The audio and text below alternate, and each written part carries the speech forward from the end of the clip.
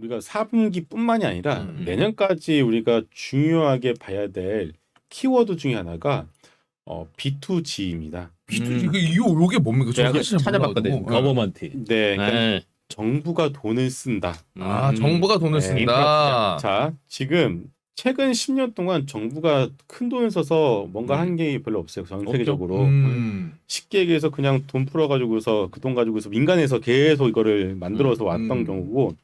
자, 그런데 빅테크들도 이제는 감원, 그러니까 고용 축소, 그 다음 단계가 신규 고용 금지, 지금은 해고. 해고. 이제는 해고, 애플마저도 이제는 이제 해고 단계로 들어가는 것 같아요. 그렇죠. 맞아요. 그러면은 이건 좀 논 얘기지만은 연준이 자꾸 고용 얘기를 하잖아요. 고용 지표가 좋아서. 탄탄하다. 근데 지금 빠르게 해고가 늘어나고 있습니다. 이미 트위터가 절반 날렸죠. 70% 날리고 있고, 구글마저 그렇게 되면은 이 사람 다 실업자 되는 거잖아요. 그렇죠. 고용 지표도 결국은 생각보다 빠르게 늘어날 수 있을 것 같아요. 그리고 지금 나오는 고용 지표가 호조간 이유 뭐냐면은 정규직이 빠르게 줄어들고 있고 파트타임이 계속 늘어나고 있어요. 이런 착시 효과도 있습니다. 그래서 그런 것들을 봤을 때 고용과 관련된 지표는 생각보다 빠르게 내려올 가능성이 있다. 이런 말씀을 드리겠고요. 어쨌든 간에 민간은 돈이 없어요. 네. 개인도 없어요. 네. 그럼 남아있는 거는 정부밖에 정부. 없습니다. 정부가 돈을 쓰는 산업이 올해부터 내년까지는 생각보다 시장을 주도할 가능성이 있다. 봤을 때 이미 과거에도 네. 성장주가 10년 이상 올라가게 되면은 성장 쉬어가는 그 중간 타임에는 가치주가 올라요. 맞아요. 예, 소위 가치주. 그래서 여러분들 그 티커 미국 상장의 펀드 중에서 ETF죠. SPYG가 있고 SPYV가 있어요. SPY는 S&P를 뜻하는 단어고요. G는 그로스, V는 밸류예요. 그래서 SPYG 성장주 네. ETF와 V 가치주 ETF의 흐름을 보시면 급변이 아닙니다. 성장률이 이렇게 떨어지고 있고 반대 무조건. 예, 밸류는 올라가고 있어요. 이런 현상을 미국뿐만이 아니라 전 세계가 따라갈 수밖에 없고 우리나라도 소위 PBR 좋고 그리고 퍼밸류 낮고 돈은 계속 따박따박 벌고 있는 소위 가치주 시클리커들이 바닥에서 빠르게 반등하는 이유라고 보시면 됩니다. 그래서 결국은 B2G라는 단어를 계속 말씀드리고 있는데 네. 자, 정부가 돈을 쓰기 위해서는 여러 가지 방법이 있습니다. 네. 뭐 좀 돌려서 은행에서 한국은행에서 발권을 통해서 돈을 뿌려주는 방법이 있는데 이거는 이제는 아닌 것 같고 그렇죠. 네, 아니죠. 그러면 정부가 재정 지출을 이용해서 가장 쉬운 게 토목공사거든요. 네. 토목공사. 대규모 토목공사 일으켜가지고서 어차피 이때 그냥 캐펙스 투자, 인프라 투자 하는 거거든요. 근데 그게 비단 그게 우리나라뿐만이 아니라 전세 중국도 마찬가지죠.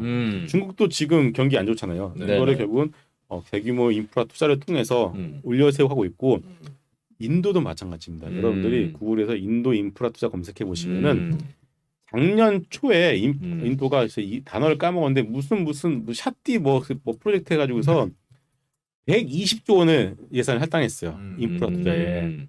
그게 내년부터 본격적으로 시작을 합니다. 그러면은 120조라는 숫자가 뭐 작지는 않잖아요. 근데 거기에 더해서 뭐가 있죠? 네옴 700조가 있고요. 네. 러시아 우크라이나 재건. 전쟁에서 재건 700조, 500조. 500조. 그 뭐 500조, 700조 시간이 가면 갈수록 늘어나겠죠. 당연히. 점점 네. 늘어나겠지 또.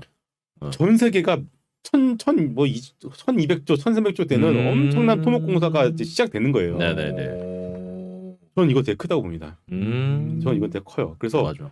여기에 수혜를 받을 수 있는 업종과 섹터에 관심을 줘야 되고 그런 섹터들이 결국 뭐다? 시클리컬이다. 봤을 때 우리 개인 투자자분들 롯데캐피탈 매매 한 번도 안 해보시면 많을 거예요. 주린이분들 맞아요. 특히나 뭐 금호석유도 마찬가지고요. 더더욱 더 뭐 포스코홀딩스 그건 우리 아파트 세대나 샀던 거 아니냐고 할 수가 있는데 네. 관심 있게 보셔야 되고요. 저는 거기서 좀 더 구체적으로 섹터를 말씀드리게 되면은 네네. 건설기계 같아요. 건설기계. 네. 완전 그냥 네, 굴삭기라고 봐야겠죠. 그래서 토목공사에 다 들어가는. 그렇죠. 기본으로 가죠. 뭐 현대건설기계, 현대두산 인프라코 대표적으로 두 개 있고 또 거기에 이제 하부 구조물이라고 하죠. 무한계 들어가잖아요. 그걸 만들고 있는 대창단조라는 종목도 저는 관심 있게는 보고 있습니다. 중장비 쪽을. 그렇죠. 예. 그러니까 전 세계가 다 이제 이제 공사판이 되는 거예요. 그럼 과연 뭐가 수혜를 입을 것이냐를 봐야 되고 그리고 먼저 키워드는 B2G다. 정부가 돈 쓰는 거. 그래서 태조 이방원도 그러니까요. 보게 되면 이것도 하나의 그냥 이것도 흐름이에요. 음. 물론 전쟁이 종료가 되면은 방사는 좀 밀릴 거예요. 심리가 그렇죠. 그렇지. 예. 이미 어제 그 현상이 나타났어요. 네네. 하나 에어로스페이스가 5조라는 딱 시장에서 기대하고 있었던 거를 딱 발표하자마자 바로 세론이 나오잖아요. 그러니까 이게 단순히 세론뿐만이 아니라 러시아 우크라이나 전쟁의 종료 가능성에 대한 심리도 계속 반영이 되고 있는 것 같습니다. 하지만 결국은 이제 어느 정도 지나고 나면 다시 또 방사는 결국 정부가 돈을 쓰는 거잖아요. 그렇죠. 이미 EU 같은 경우는 GDP의 1%에서 1.5% 갖다가 국방비를 증액시켜 놨어요. 네. 써야 되거든요. 그래서 그런 것들을 봤을 때는 심리는 어느 정도 죽을 수밖에 없겠지만은 시간이 지나면 다시 방사능이 또 올라갈 수밖에 없다라고 보고 있고 신재생 섹터도 저는 오히려 이번에 중간 선거에서 공화당이 이길 수 있다라는 것 때문에 퍼스트 솔러부터 4비로 밀리잖아요. 네.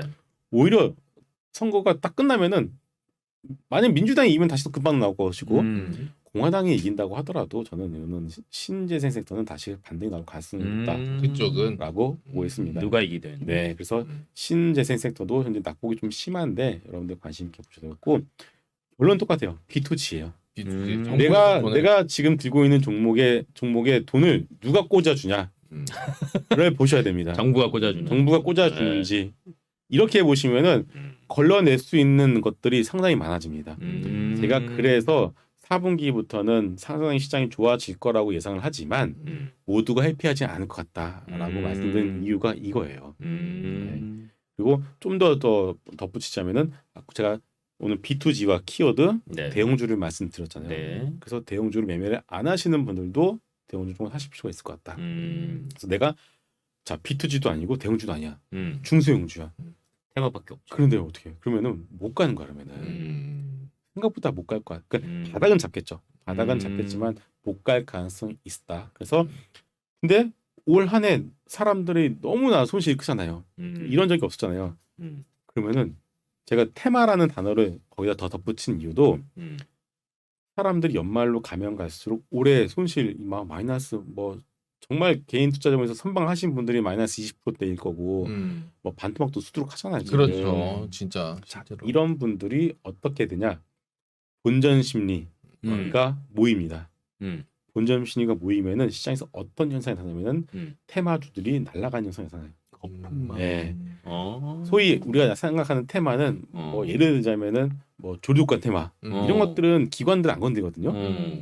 근데 이런 그림이 있잖아요. 재건 테마, 네옴.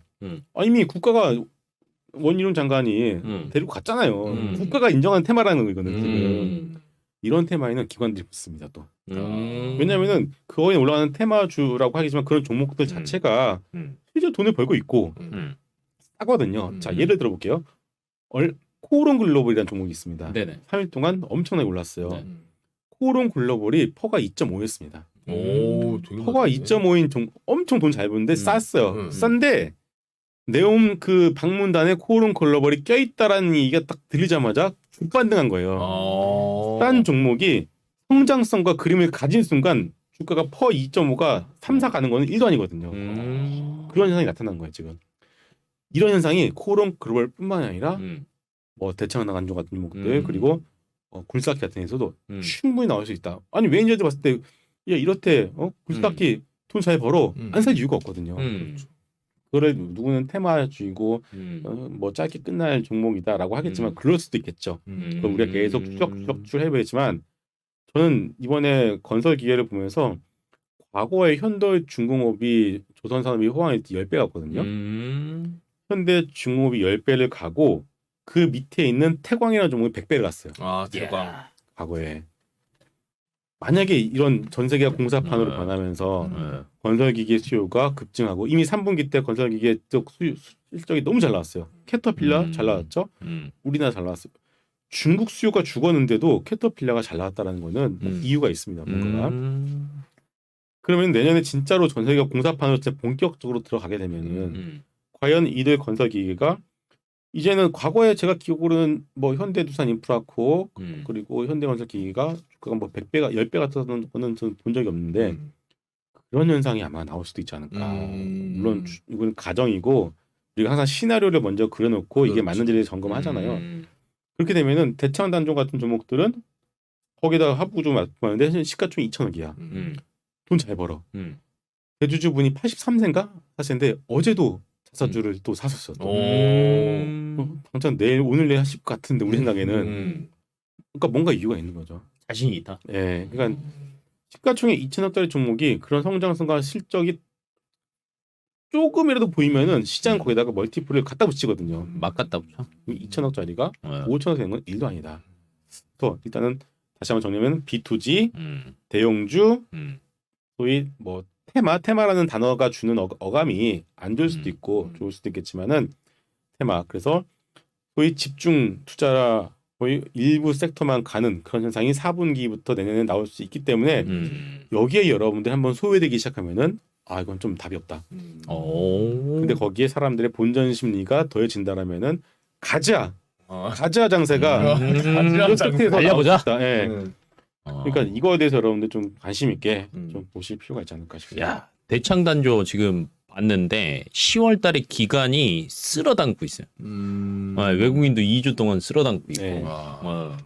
그 대창단조가 그 인도 법인을 만들었어요. 인도 법인을 만든 이유가 아마 인도 법인 매출이 내년 3월부터 나올 텐데 그 아까 말씀드린 것처럼 인도 인프라 투자 선제적 대응을 하기 위해서 만들었다고 잘했네. 합니다. 그리고 또 저기 명 앵커님이 질문 하나 주셨거든요.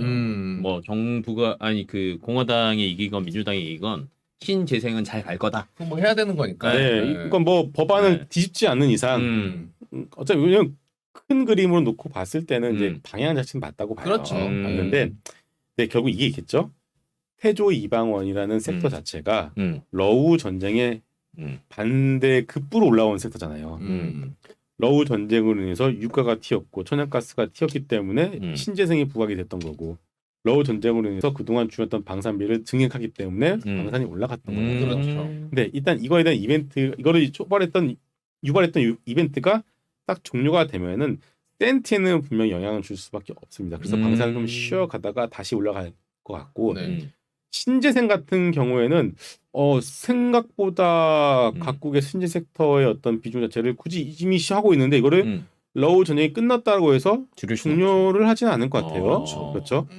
이미 했던 거 계속 투자를 해야 되고요. 네. 그리고 언제 또 어디서 또 뭐 막말로 중국 대만? 중국이 진짜 시진핑 독재 체제에서 대만을 침공할 수도 있는 거거든요. 그 얘기도 나왔으니까. 그러니까 이게 아예 없을 것 같다는 얘기는 아닌 것 같아요. 맞아요. 예. 그렇죠. 네. 그러니까 그것들 때문에 TSMC를 줄이고서 우리나라 삼성전자를 채우는 이유도 있잖아요. 그래서 지정학적 이슈는 전 세계가 일단 새로운 신냉전으로 들어간 상황에서 지정학적 이슈는 계속 나올 수밖에 없기 때문에 방향성, 신재생과 방산의 방향성은 누구도 부인을 못해요. 신재생 중에서 다 피고. 굳이 꼽자면은 풍력입니다. 풍력. 네, 풍력입니다. 풍력. 일단 태양광 같은 경우에는 일단은 3, 4분기 4분기 때 실적이 좀 꺾일 것 같아요. 그래서 태양광보다는 일단은 좀 낙폭과대해서 좀 주가 어떤 밸류메이트가 있는 그 풍력 쪽이 좀 나을 것 같고 국내만 놓고 보더라도 국내 이제 신진 시장이 태양광도 있고 풍력이 있지만 태양광보다는 풍력이 훨씬 높습니다. 풍력이 우리는 땅덩이 나왔잖아. 그래서 태양광은 좀 어렵고 국내로만 놓고 봤을 때도 풍력 사업이 전 세계 주요 풍력 업체들이 이미 국내에 들어와서 같이 사업을 하고 있기 때문에 풍력이 좀 더 신재생도 좀 낫다라고 보이고 또 우리가 원전 얘기도 할 수밖에 없어요. 그렇죠. 이 원전이 되게 좀 어려운 섹터 중에 하나예요. 왜냐면은 한번 수주를 해서 마무리가 될 때까지가 워낙에 오래 걸리고 시간 자체가 이게 어차피 수주 베이스 종목들이 다 그렇잖아요. 근데 하다못해 배보다 훨씬 더 긴 사업이 원전이기 때문에 원전은 어느 정도 뉴스 플레이를 할 수밖에 없는데 일단은 원전은 추가 수주에 대한 기대감을 충분히 가지고 있는 건 맞습니다. 사우디도 마찬가지고요. 사우디도 12조 원의 예산을 들여서 원전을 짓기로 했어요. 그리고 체코도 마찬가지고요. 그리고 뭐 폴란드 원전이 뭐 이게 잘한 거네 만에 뭐 되네 만에 노이즈가 많은데 원전 역시도 방향성 자체만 놓고 본다라면은 방향성 맞다. 하지만 이게 어느 정도 이슈가 나서 튀면은 팔아야 되고 떨어져서 내려오면은 사야 되는. 그러니까 우리가 봤을 때 태조 이방원 섹터는 여러분들 이제부터는 전략이 너무 명확해요. 떨어지면 사고 오르면 판다. 박스권이에요. 떨어지면 자신 있게 사고 네. 올라가면 남들이 붙잖아요. 네. 그때 정리를 하세요. 어느 정도는 그런 전략을 박스권 플레이를 하실 필요가 있지 않나 이렇게 보고 있습니다. 네, 좋습니다. 자, 우리 이사님께서 오늘 이야기를 해주셨는데 어쨌든 아까도 정리를 해주셨지만은 대형주 위주로 좀 보시면 좋을 것 같다. 그리고 아무래도 사실 그 편하게 이제 쉽게 설명해서 얘기해 주시면서 전 세계가 이제 공사판이 되면 그러니까 근데 뭐 돈을 벌겠냐. 그거는 될 수도 있고 안 될 수도 있다라는 게 아니라 거의 뭐 기정사실화 돼 있는 거니까. 이미 네옴 같은 경우에는 사우디에서 동계 아시안 게임을 네옴에서 열겠다 맞춰서 하려고. 공언을 했고요. 네. 그리고 중국 인프라 투자 같은 경우도 코로나 방역이 해제가 된다라면은 전 이것도 중국에서 이거 한번 처음 드릴게요. 자꾸 여기는 된다. 중국은 부인한다. 이 반복이잖아요. 이거 어떻게 보시나요? 근데 중국이라는 나라의 화법을 여러분들 이해를 하실 필요가 있어요. 우리는 한번 사드 맞았잖아요. 중국은 뭐라고 얘기하냐면 야 우리는 사드 규제한 적 없어. 애들이 알아서 한 거지 우리는 시킨 적 없어 이거예요. 그렇기 때문에 풀어줄 것도 없어요. 이게 중국의 화법입니다.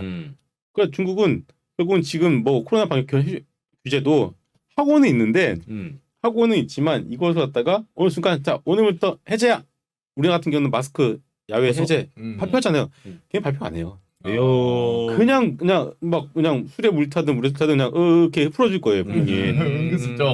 그러니까 블룸버그 쪽에서도 이건 해제하다.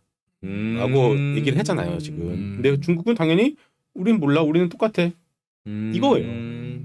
해제가 맞습니다.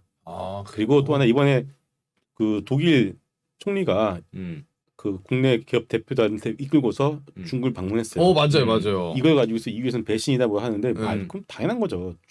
독일도 최대 교육국이 중국이거든요. 가야지. 갔을 때 뭘 했냐면은 중국이 독일의 그 파이자와 같이 협력했었던 그 바이오텍 있잖아요.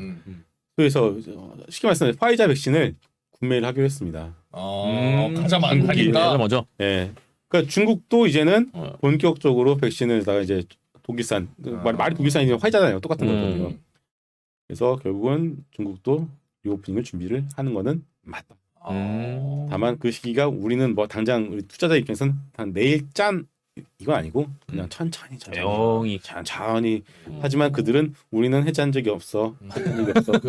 이런 거예요. 근데 이제 처음에 말씀해 주셨던 것처럼 이사님이 이제 매일매일 이런 분위기 파악을 계속해서 해 나가는 과정 중에 또 하나라고도 볼 수 있습니다. 맞아요. 네, 그렇게 정리하면 좋을 것 같습니다.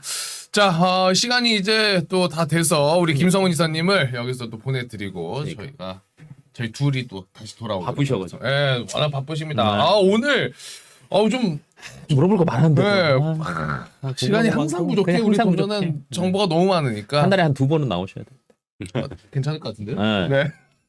자, 그러면 오늘도 좋은 말씀 너무나 감사드리고요. 여기서 우리 이사님 보내드리고 저희 둘이 함께 돌아오도록 하겠습니다. 오늘 좋은 말씀 감사합니다, 이사님. 감사합니다.